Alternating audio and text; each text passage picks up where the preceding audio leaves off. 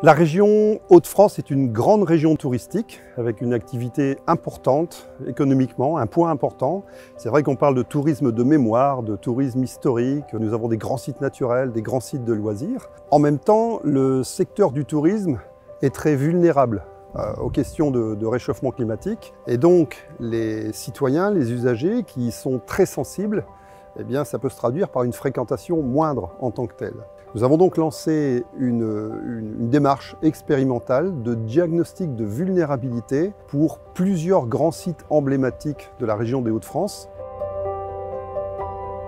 Le diagnostic de l'ADEME et des experts conseils nous a vraiment permis de poser les choses et de voir quel plan d'atténuation nous pouvions mettre en place. Dans les files d'attente, dans les attractions, des zones ombragées, d'ajouter de la végétalisation pour pouvoir avoir d'autres îlots de fraîcheur. Plein d'éléments qui vont permettre d'amener de la fraîcheur et d'aller atténuer les augmentations de température. Cet accompagnement de l'ADEME nous a permis aussi de lever la tête et d'avoir une réflexion sur les dynamiques à mettre en place sur le développement touristique pour imaginer et concevoir le tourisme de demain sur le territoire du parc. Gerberoy est un des 2 plus beaux villages de France de la région des Hauts-de-France. On a atteint, juste avant le Covid, en 2019, 120 000 visiteurs pour 130 habitants.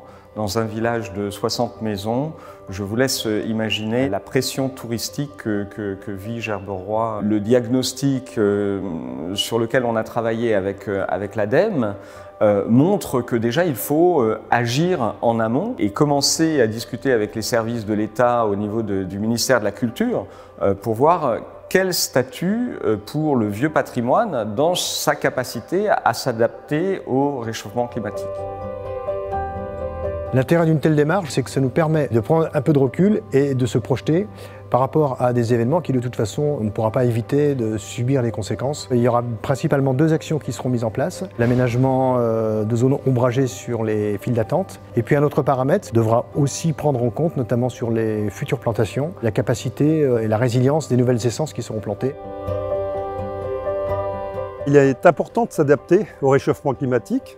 Parce que d'abord celui-ci s'accélère, parce que plus on attend, plus ça coûte cher, plus l'effort est conséquent, et puis aussi parce que les usagers, les citoyens sont désormais de plus en plus sensibles aux questions de santé, d'environnement, de réchauffement climatique. Intégrer cette dimension de la part des acteurs du tourisme, c'est prendre une formidable assurance garantie sur l'avenir.